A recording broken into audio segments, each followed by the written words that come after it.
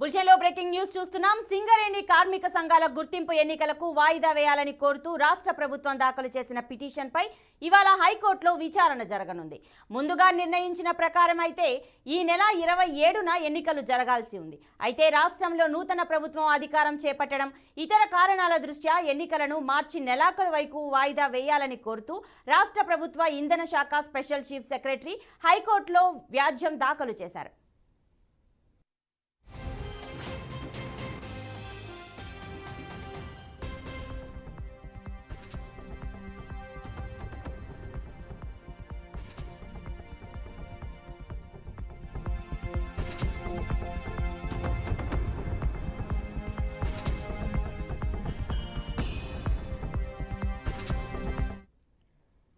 సింగరేణి కార్మిక సంఘాల గుర్తింపు ఎన్నికలను వాయిదా వేయాలని కోరుతూ రాష్ట్ర ప్రభుత్వం దాఖలు చేసిన పిటిషన్పై ఇవాళ హైకోర్టులో విచారణ జరగనుంది. ముందుగా నిర్ణయించిన ప్రకారం అయితే ఈ నెల 27న ఎన్నికలు జరగాల్సి ఉంది.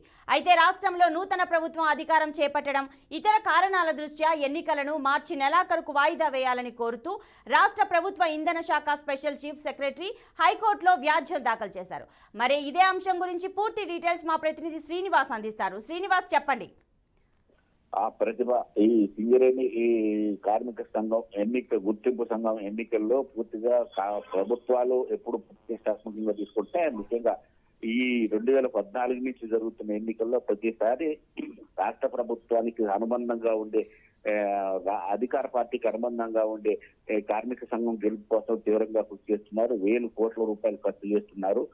దీనివల్ల ఎందుకంటే ఇది గుర్తింపు సంఘం ఎన్నికలలో గెలిచడం ద్వారా సింగరేణి మీద ఆధిపత్యం చేసే వీలు కలుగుతుందనే భావంతో పూర్తిగా అధికార పక్షాలు ఉన్నాయి. ఈ నేపథ్యంలో అంటే దేశవ్యాప్తంగా ఐఎన్టీయూసీ భారీ పెద్ద కార్మిక సంస్థగా ఉంది, ఏఐటీయూసీ భారీ కార్మిక సంఘంగా ఉంది, అటు సిఐటి ఉన్నది. ఈ నేపథ్యంలో ఈ ఎన్నికలు రాష్ట్ర ప్రభుత్వం ఇక్కడ మారింది. ఇంతకుముందు 10 ఏళ్ల పాటు టీఆర్ఎస్ పార్టీ అధికారంలో ఉంది. ఈసారి అధికారం మారింది కాబట్టి కాంగ్రెస్ పార్టీ ఇక్కడ ఎట్టి పరిస్థితుల్లో సింగరేణి కార్మిక సంఘం సింగరేణి కార్మిక సంఘం గుర్తింపు సంఘం ఎన్నికల్లో విజయం సాధించాలని లక్ష్యం పెట్టుకొని పనిచేస్తుంది. ఇంతకుముందు బీఆర్ఎస్ లో ఉన్నప్పుడు పొంగిరెడ్డి శ్రీనివాసరెడ్డి పూర్తి స్థాయిలో సింగరేణి ఎన్నికల్లో తన హవా కొనసాగించారు, ఆధిపత్యాన్ని కొనసాగించారు.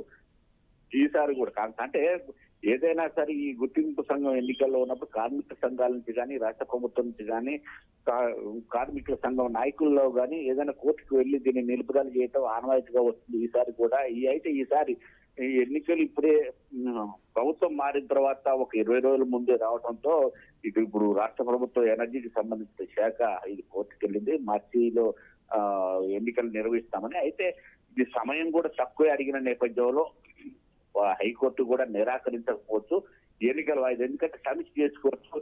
ఈ సభ్యులు ఆ ఎన్నికల నిర్వహణ పూర్తిగా అది ప్రతిష్టాత్మకంగా ఉంటుంది కాబట్టి ఒక టెక్నికల్ ప్రాబ్లం చూపెట్టి హైకోర్టుకు వెళ్ళిన నేపథ్యంలో హైకోర్టు కూడా నిరాకరించకుండా వాయిదా వేసే పరిస్థితి ఉంది. ఎందుకంటే ఈ వాయిదా వేసిన సందర్భంలో ఈ సమయంలో అన్ని అంటే ఎక్కువ శాతం ఇప్పుడు ఓట్లు మనుగూరు, కొత్తగూడెం, సత్తుపల్లి ఉన్నాయి. ఇంతకుముందు ఇల్లెందు గెలుకుంటే కానీ ఇప్పుడు ఇల్లెందు కూడా ఓట్లు కూడా కంప్లీట్ గా అయిపోయినాయి. దాదాపు వేల సంఖ్యలో 10,000, 12,000, 17,000 ఓట్లు ఉన్న ఈ ప్రాంతాల్లో ఇప్పుడు ఓట్లు 2-3 వేలకే పడిపోవడంతో ఇటు మందమర్రి, అటు బెల్లంపల్లి, అటు ఆ పరిసర ప్రాంతాల్లో భారీగా ఓట్లు ఉన్న నేపథ్యంలో అటువైపు దృష్టి సారించి ఆ ప్రాంతాల్లో కూడా కాంగ్రెస్ పార్టీకి సంబంధించిన శాసనసభ్యులు కూడా విజయం సాధించిన నేపథ్యంలో కార్మికుల సంఘాల నాయకులతో మమేకమై వాళ్ళు వచ్చే ఎన్నికల్లో విజయం సాధించే దిశగా పూర్తి స్థాయి కసరత్తు నిర్వహించేందుకే సమయాన్ని కొంచెం ప్రొలాంగ్ చేసి ఆ సమయంలో కార్మికులకు సంబంధించిన సమస్యలు ఏమన్నా వాటి పరిష్కార మార్గాలు ఎలా చేస్తే బాగుంటుంది అనే దాని మీద వాళ్ళను తమ వైపు చెప్పుకునే విధంగా రాష్ట్ర ప్రభుత్వ పెద్దలు ఆలోచిస్తున్నారు. అలాగే మొన్నటిదాకా అధికార పార్టీకి సంబంధించి అనుబంధ సంఘం తెలంగాణ బొగ్గు కార్మిక సంఘానికి సంబంధించిన గౌరవ అధ్యక్షురాలుగా ఎమ్మెల్సీ కవిత ఉన్నారు. ఇటు కాంగ్రెస్ పార్టీకి సంబంధించిన ఇప్పుడు మంత్రి పొంగిరెడ్డి శ్రీనివాసరెడ్డి కూడా కార్మిక సంఘం నాయకుల్లో మంచి గుర్తింపు తెచ్చుకున్నారు. ఎందుకంటే వాళ్లతో ఉన్న అనుబంధాన్ని సింగరేణి లో అంటే ఇల్లెందు, ఇటు సత్తుపల్లి, కొత్తగూడెం, మనుగూరు పరిసర ప్రాంతాల్లో ఉన్న సింగరేణి కార్మిక సంఘాల నాయకులతో శ్రీనివాసరెడ్డికి మంచి అనుబంధం ఉంది.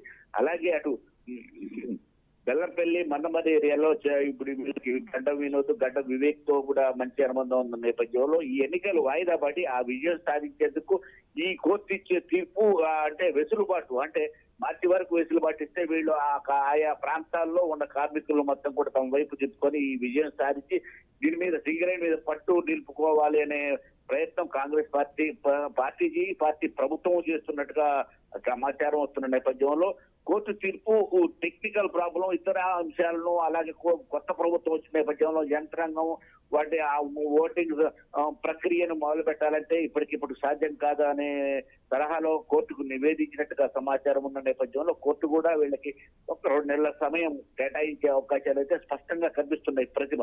Right Srinivas, thank you.